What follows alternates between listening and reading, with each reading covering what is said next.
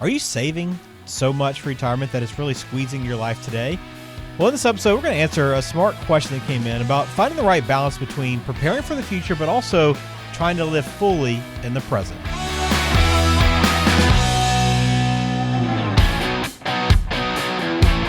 Welcome to the My Retirement Clarity Podcast, where our goal is simple, to help you close the gap between what you know and what you implement. The team at Perkins Wealth Management does this by helping good people make great decisions so they can enjoy an amazing retirement. And now, here's your host and financial advisor, Lee Perkins. Welcome in. This is My Retirement Clarity. Glad to have you on the show once more. I'm Ben George with Lee Perkins. And Lee, talking about saving too much, do you often run into this problem? Because I guess it goes against where most people are, where they're probably not saving enough. Every once in a while we run into this, probably a little more than you would think. And sometimes I have to have some real conversations with these folks. So yeah, we'll dig into this today. I think it'll be good. Yeah, I do too. And to give you a little background, this question came in from Steve, and I'll give it to you here just so you have a better idea. But he says, my wife and I bring in a lot of money every year, and we max out 2 401ks. We have an HSA, we have a 457B, and we still put away more into brokerage accounts. Yet I still feel like we're living paycheck to paycheck sometimes. We're also not living in our dream house because I prioritize retirement savings instead of putting a bigger chunk aside for a down payment or taking on a big mortgage. So I'm wondering, are we saving too much for retirement? It'd be nice if we could back off for a bit and live a little more in the moment. So let's break this down. There's a lot here, Lee, but before we get into Steve's question, let's just zoom out a little bit. What are the real risks of oversavings? I think if you say that, somebody says, well, what's wrong with saving too much? But I know there are some risks, right? When I see this is usually done by somebody they're really a worrier. And the way they compensate for this worry, for the unknown in the future, is just by saving. And most of the time, when I dig into the situation, it's because they have no idea what their needs are going to be in the future, because they haven't done any of the work on the front end to determine what they're really going to need. And so they just save everything. Now, I'm not talking about knowing the exact number that they're going to need when they retire or whatever it is, but just sort of a ballpark number. And so because they haven't done it, they just save for that rainy day, and most of the time that rainy day never comes. And so we're going to get into a little bit of what I think they sacrifice by living paycheck to paycheck. Yeah, that's good. And that's so important. And that's why we want to discuss it today, because if you do have this habit, we want to kind of help you better understand, how to identify that, you are in a good position. But again, it all goes back to planning, which if you have questions, want to sit down and talk about a plan, want to start building a plan, or have someone review your plan, you can actually schedule a meeting right now with Lee. Go to talkwithjlp.com to do so. Again, talkwithjlp.com. All right, so how can you tell if you're ahead? I know a lot of people are always looking to kind of measure where they stand. Lee, am I behind? Am I ahead? Am I right on track? So how can you actually tell if you're ahead of schedule financially? It's different for everybody. You can find online things, and there's one that I looked at in preparation for this that came from T. Rowe Price that it gives you a visual in kind of a chart format on, I guess, the various multiples of your income, kind of what you should have saved at this point. But I kind of hesitate to even mention this because it gets you to fall into the trap of comparison. And I try to tell my clients, don't compare yourself to anybody else, because that's not good. But that happens, man. We'll get to the end of a meeting and somebody will say, well, hey, how do we compare to your other clients? I'm like, it doesn't really matter. You may have more money than they do, or you may have less money than they do. It's a T. Rowe Price chart that I'm looking at. It says somebody that's 60 should have 6 to 11 times their salary saved. That's a pretty big range. And so right. I just think it's dangerous for you to say, hey, I make $100,000, so I need $600,000, or maybe I need $1.1 million.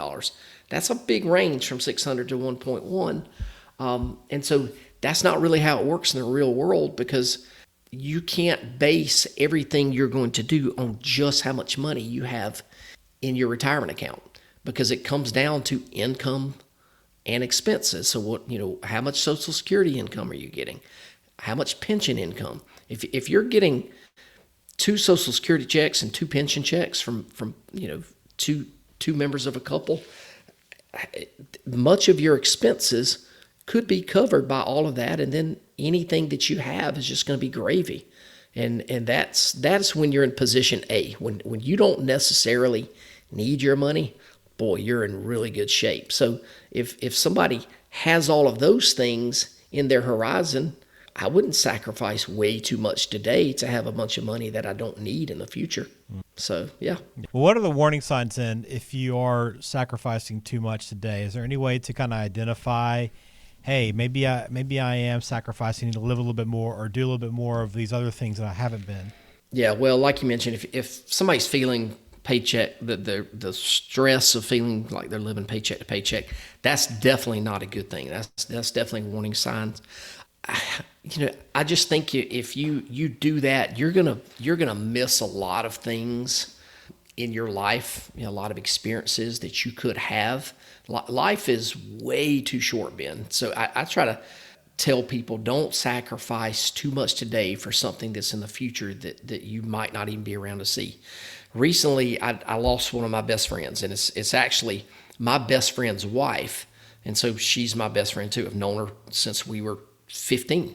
She passed away at 54. She had breast cancer, fought it as hard as she could, and she passed away about a month ago.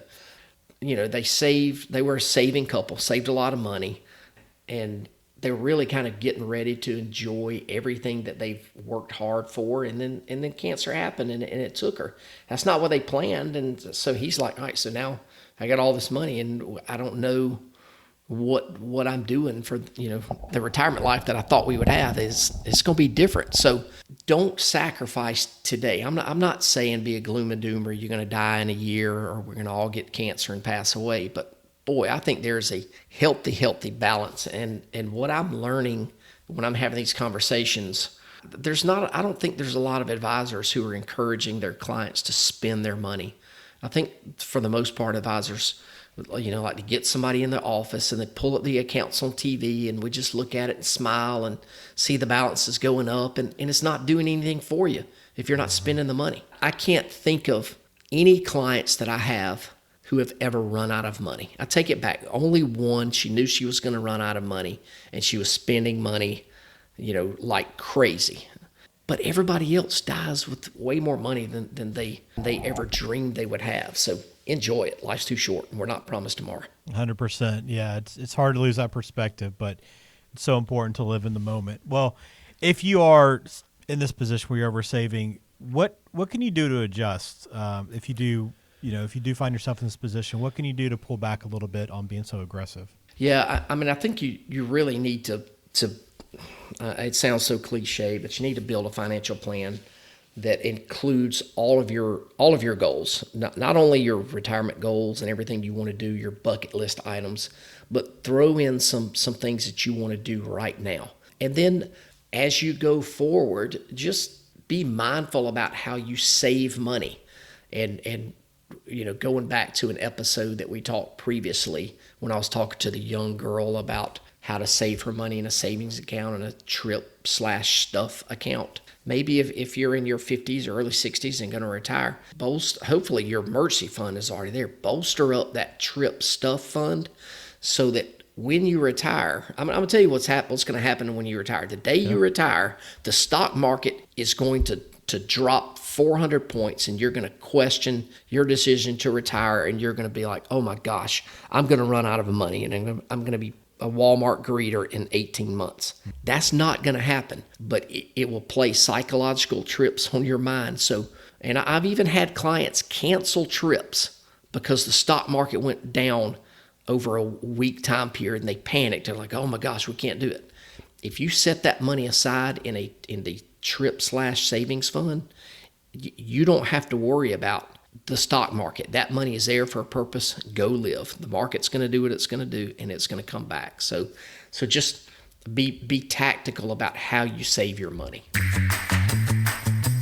Hey folks, Lee Perkins here. I wanted to tell you about our brand new book called Next Phase: How to Retire in a Year or Less Without Regrets. It's all about helping you prepare for the next phase of your life, whatever that looks like for you. So, if you're ready to make the most of your next phase, or if you're already retired and aren't sure you're doing all you can to get the most out of your retirement, then you'll want a copy of this book. All you have to do is text Next Phase to 478-475-2050, and we'll send you a copy right away. You can also access additional resources and register for one of our upcoming workshops at our website, www.myretirementclarity.com. Thanks for listening. Now back to the show.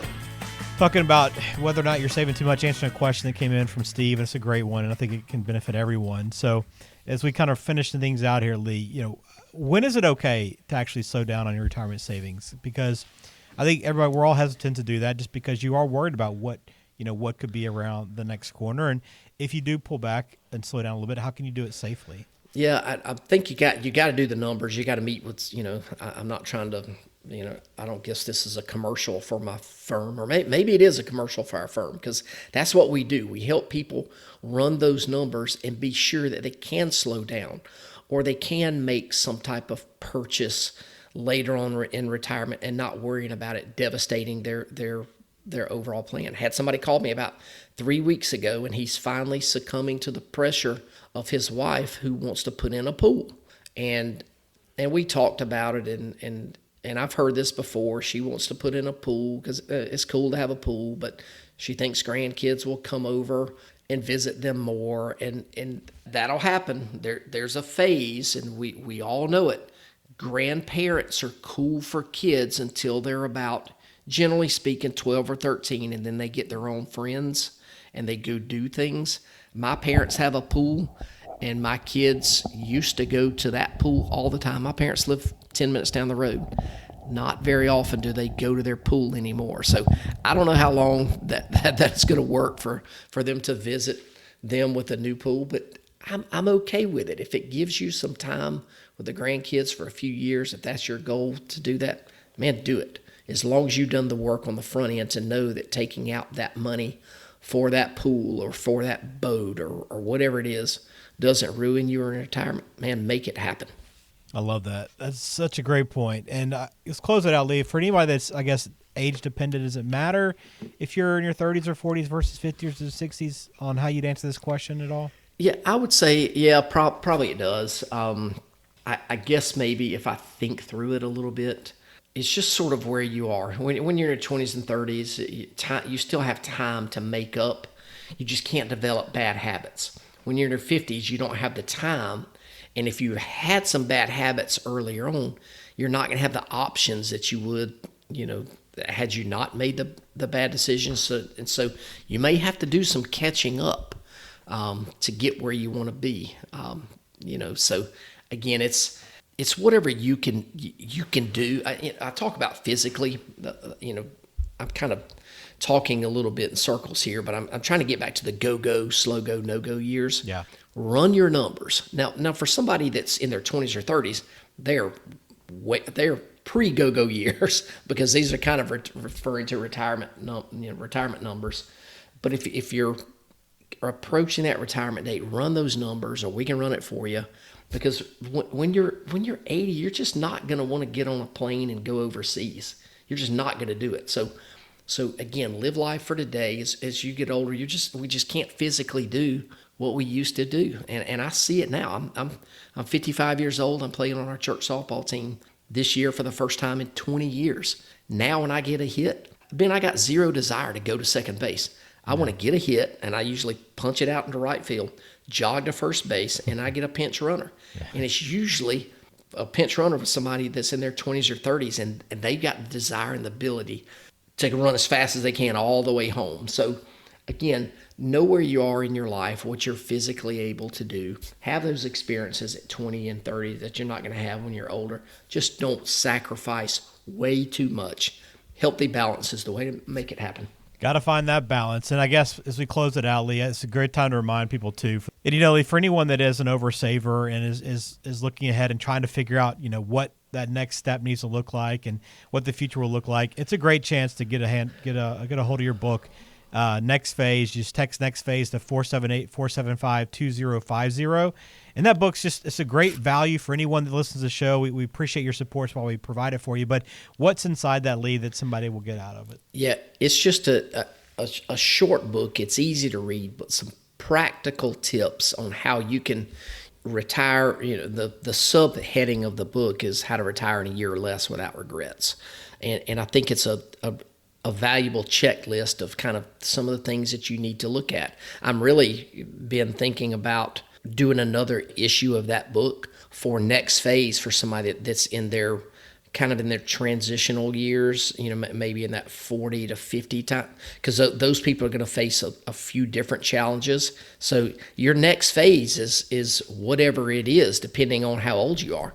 People in their 20s or 30s, their next phase is going to be a little bit different than the people in their 40s and 50s, and vice versa for 60s and 70s. But this is a book for people who are looking to retire in the next year or two, and just really good practical tips. Love for everybody to get a copy of that. Yeah, again, text Next Phase to 478-475-2050 to get that. Also, if you want to schedule a meeting with Lee, please take advantage. Schedule it right now at talkwithjlp.com. We'd love to hear from you, and we appreciate you listening to this episode of My Retirement Clarity. For Lee Perkins over at JL Perkins Wealth Management there in Macon, I am Ben George. Have a good week.